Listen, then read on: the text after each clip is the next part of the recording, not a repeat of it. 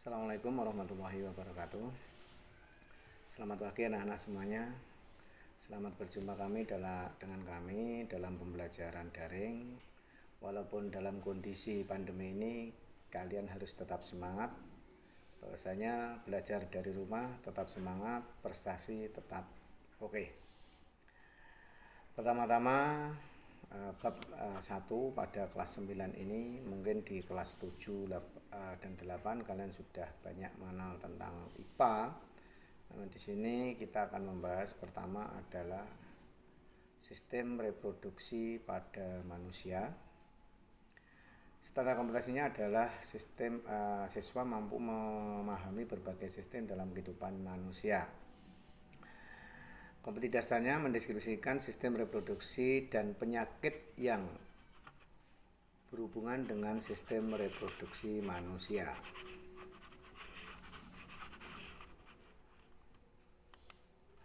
Adapun indikator yang pertama adalah mendeskripsikan organ reproduksi pada manusia. Yang kedua, menyebutkan macam-macam organ reproduksi manusia. Yang ketiga, menyebutkan fungsi organ reproduksi manusia. Yang keempat, menyebutkan macam-macam kontrasepsi pada manusia. Yang kelima adalah menyebutkan penyakit yang ada pada sistem reproduksi manusia. Definisi reproduksi, tentunya kalian sudah tahu bahwasanya re itu adalah kembali, produksi menghasilkan. Berarti di sana adalah reproduksi adalah cara makhluk hidup untuk menghasilkan individu baru atau keturunan yang memiliki sifat sama dengan induknya. Tujuannya untuk apa? Tujuannya adalah untuk mempertahankan atau melestarikan jenisnya.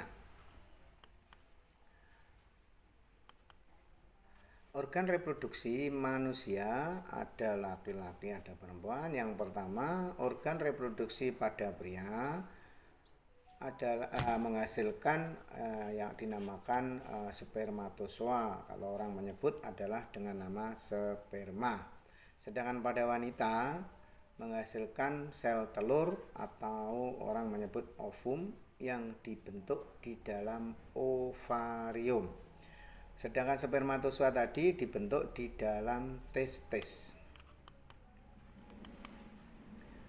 Organ reproduksi pada manusia kita bahas satu persatu. Yang pertama adalah organ reproduksi pada pria, yaitu yang pertama adalah testis, yang kedua adalah vas deferens, yang ketiga adalah kantong sperma, yang keempat adalah epididymis, yang kelima adalah kelenjar Kauperi, dan keenam adalah skrotum seperti slide tersebut. Adapun fungsinya, testis itu berjumlah sepasang, berfungsi menghasilkan sperma dan hormon testosteron. Terus skrotum itu merupakan kulit daripada testis yang berfungsi melindungi testis dan berfungsi sebagai tempat bergantungnya testis. Ketiga adalah vas deferens, merupakan saluran panjang yang menghubungkan antara epididymis dan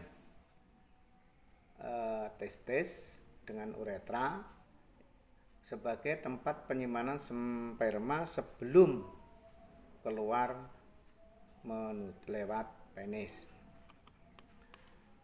Epididymis adalah saluran berkelok-kelok yang menempel pada testis sebagai tempat atau berfungsi sebagai pematangan sel sperma. Yang kelima, vaskula seminalis atau tempat atau juga disebut kantong sperma, berfungsi adalah menampung sel sperma sebelum keluar. Sedangkan kelenjar kelamin, di sana ada kelenjar yang dinamakan kelenjar prostat sebagai penghasil cairan basa dan berwarna putih untuk melindungi sel sperma agar tetap hidup. Yang berikutnya adalah penis. Ini merupakan alat atau sebagai alat senggama atau saluran pengeluaran sel sperma dan sekaligus tempat pengeluaran urin. Jadi di sini penis pada laki-laki berfungsi ganda, yaitu untuk mengeluarkan sperma atau saluran sperma dan sekaligus sebagai saluran urin. Berikutnya adalah organ reproduksi pada wanita. Yang pertama adalah uterus, yang kedua serviks, yang ketiga vagina, yang keempat klitoris, dan yang kelima adalah labium mayora. Namun di sana ada yang belum disebutkan adalah ovarium. Adapun fungsinya, ovarium adalah sebagai penghasil sel telur yang kemudian nanti sel telur itu diteruskan ke oviduk atau saluran telur, terus dilanjutkan nanti ke rahim. Jika tidak dibuahi maka akan diteruskan ke vagina atau istilahnya nanti akan terjadi yang dinamakan ada wanita mengalami menstruasi. Seperti kita ketahui tadi sudah kita sebutkan bahwasanya organ reproduksi yang tampak depan tampak samping seperti gambar di samping ini. Terus berikutnya organ reproduksi wanita sekali lagi ovarium yang pertama adalah menghasilkan sel telur dan hormon estrogen dan progesteron. Yang kedua adalah tuba fallopiae atau orang menyebut saluran telur, berfungsi menggerakkan telur menuju ke arah rahim dan di situ sebagai tempat pembuahan sel telur oleh sel sperma.